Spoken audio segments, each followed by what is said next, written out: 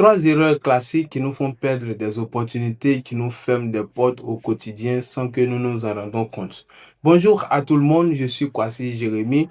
Aujourd'hui, nous allons traiter du thème le langage comme levier classique de la persuasion et de la négociation. Alors, nous prenons l'exemple de deux personnes dans une même situation. Ces deux personnes ont la même compétence, ont les mêmes capacités de traiter les affaires et bien d'autres. Et ces deux se retrouvent dans une situation de négociation. Et à la fin, nous constatons qu'il y a un premier qui ne gagne pas effectivement ce qu'il veut et le deuxième, il gagne effectivement ce qu'il veut. On va se demander quel est le problème dans cette situation. Le problème est tout simplement parce que le premier, celui qui ne gagne pas, il n'a fait que parler lors de la discussion. Et le deuxième, il n'a pas fait que parler, mais il est allé au-delà de ça. Ce qu'il a fait, il a justement structuré son langage. C'est ce dont nous allons traiter ici dans cette vidéo. Et donc, bien ici, si vous êtes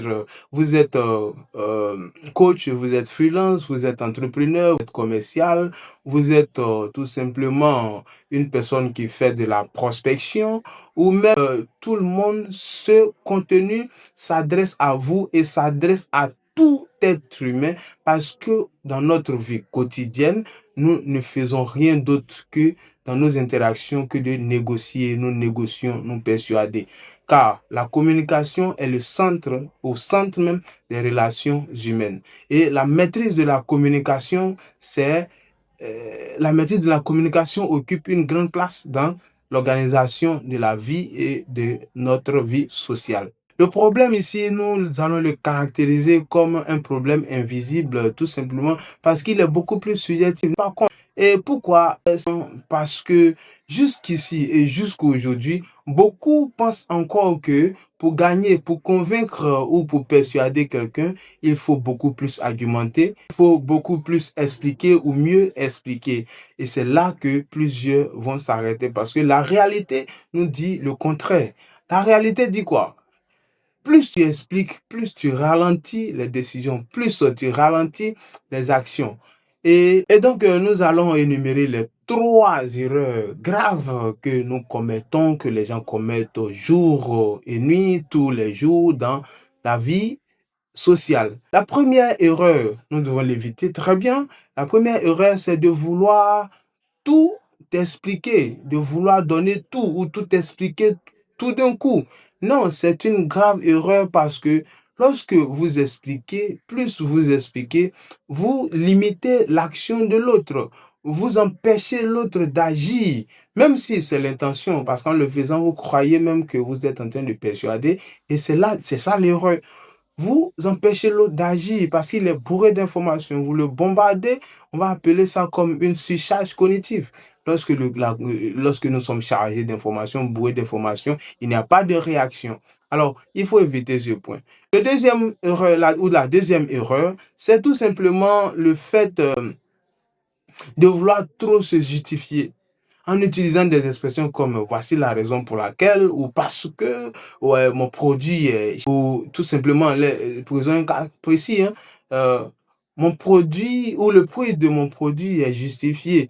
Tout ceci est juste, ce sont des explications excessives et l'explication excessive va te faire paraître comme une personne désespérée et va même te ramener à une position de faiblesse. Tout simplement, il faut que vous évitiez ou nous évitions tous ces expressions afin de gagner toujours de bonnes décisions avec les autres et de maintenir nos relations. La troisième erreur, nous allons bien dire, c'est le fait de laisser l'autre choisir sans structure, sans structure. Alors la structure ici, c'est quoi? La structure, c'est la maîtrise de la situation, la maîtrise de la communication ou de l'échange que nous avons avec notre interlocuteur. Toutefois, ne lui laissons pas le choix de réfléchir longtemps, nous recadrons, il doit toujours réfléchir dans la logique que nous pensons et il y a des mécanismes très simples qui vont nous permettre de guider ou de pouvoir mieux structurer, d'amener quelqu'un à penser dans notre logique. Et dans cette vidéo et les prochaines vidéos, nous allons travailler sur des points qui vont nous permettre de toujours gagner en négociation et bien d'autres. pour maintenir, pour toujours avoir une vie sociale très équilibrée. Je vous explique tout simplement ici la différence clé entre celui qui parle et celui qui structure le langage. Les deux semblent deux personnes, ça semble que deux personnes parlent, parce que nous savons que parler, c'est, oui, c'est parler, comme on le dit. Mais ici, dans ce contexte, parler, comme le premier, parler, c'est transmettre des messages. Il ne fait que transmettre c'est transmettre les mots. Il n'utilise que des mots pour parler, juste pour faire du sens, mais sans toutefois, sans intention. Voilà. Et c'est ça le problème. On ne parle pas sans intention. Et parler avec intention, c'est avoir la maîtrise. Et le deuxième, celui qui structure son langage, c'est celui-là qui parle avec intention, c'est celui qui recadre, qui oriente la situation, qui oriente les causeries, de telle sorte que son interlocuteur pense toujours dans la logique que lui, il souhaite penser, ou il souhaite même être. Et donc, il ne laissera pas l'autre penser ailleurs que dans son champ, ou que dans là où il a construit la causerie. Donc, il devient le maître de la causerie, celui qui structure la causerie. Eh bien, pour maîtriser tous ces éléments, je vous propose ici quelques mécanismes. Voilà, pour me maîtriser tout ceci, je vous propose ici des principes, des règles tout simplement à maîtriser afin de ne pas tomber dans toutes ces erreurs. Parce que ceux qui gagnent toujours, ce ne sont pas ceux qui parlent mieux que nous, qui ne sont pas ceux qui parlent mieux que vous. Non, ils ne parlent pas mieux que vous, mais plutôt ils maîtrisent la psychologie du langage. Ils savent comment structurer parce que cela s'applique dans plusieurs domaines et on l'adapte dans tous les domaines d'activité. Alors ici, je vous présente un mécanisme très simple et structuré qui va vous permettre de toujours gagner en négociation. Mais bien avant ça, il faut comprendre que le cerveau n'agit pas du tout quand il comprend trop. Lorsque le cerveau comprend tout, il n'agit pas vite, même s'il va agir, mais il ne va pas agir immédiatement. Voilà. Et donc, ici, structurer le langage, c'est tout simplement réduire l'effort mental de l'autre afin qu'il puisse dire un oui aussi vite que possible. Voilà. Plus concrètement, qu'est-ce que vous allez faire? Vous allez limiter les options. Ah, ici, la limitation des options, c'est c'est l'élément crucial parce que quand vous les options, vous empêchez l'autre d'avoir plusieurs portes de sortie. Ça, c'est vous qui maîtrisez ça. Vous êtes dans une discussion, vous devez maîtriser la situation. Ne laissez pas chaque fois des opportunités, des portes ouvertes. Prenons un cadre au football. Hein. Au football, lorsque, voilà, un petit trou, une petite erreur, l'autre équipe peut amener l'autre équipe à tomber dans un piège où il sera même lui coûter très cher.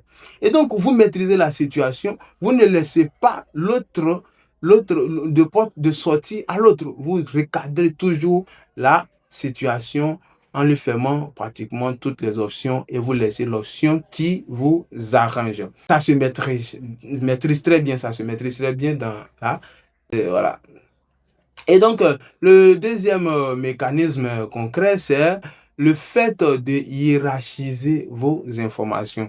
Donc, vous n'allez pas tout dire tout de suite. Vous allez classifier à quel moment il faut dire ça, à quel moment il faut passer à ça, à quel moment il faut dire ça. Voilà, c'est très bien structuré. Je crois qu'on verra tout ça.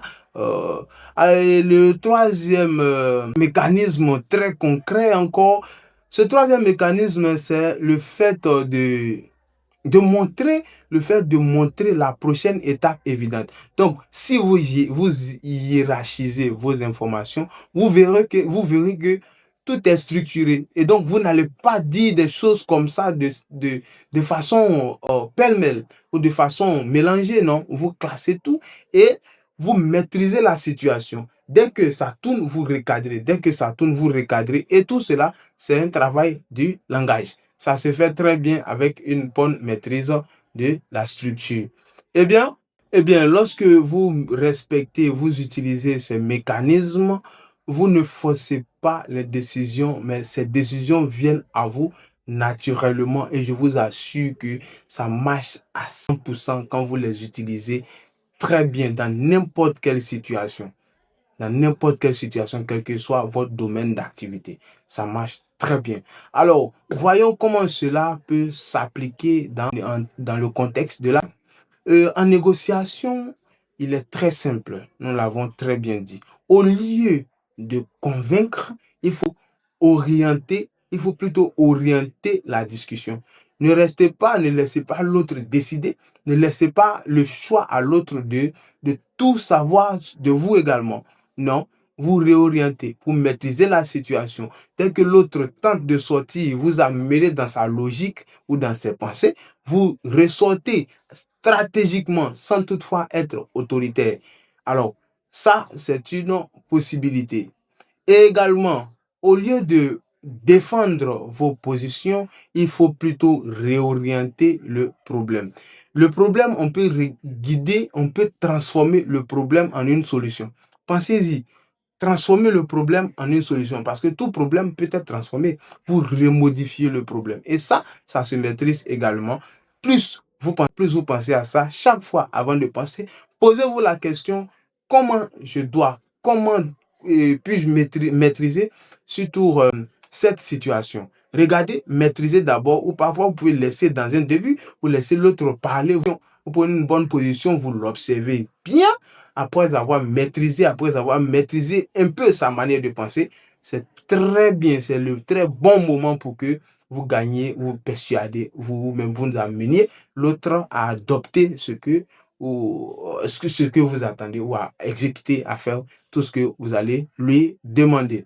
Eh bien, on tend vers la fin de cette vidéo. Je voudrais simplement que tu te rappelles que ici, nous ne parlons pas pour impressionner, nous ne traitons pas de l'art oratoire non plus, mais ici, nous utilisons le langage pour la décision. Nous décidons avec le langage et nous apprenons à maîtriser le langage, pas à bien parler, mais plutôt une question de psychologie, interaction et tout. Bien, c'est notre travail ici. Nous accompagnons des personnes qui rédigent des textes en copywriting, des gens qui ont besoin de stratégie, de vente, tout et tout. Et bien ça, merci à tout le monde. Sachez toujours que le langage n'est pas un simple outil pour communiquer des messages, mais plutôt nous utilisons également le langage pour obtenir ce que nous voulons des autres. Merci beaucoup. Si ce contenu t'aide réellement à analyser, t'aide réellement à gagner ce que tu veux, à négocier ou à vendre, voilà, pense à t'abonner et à partager, à liker.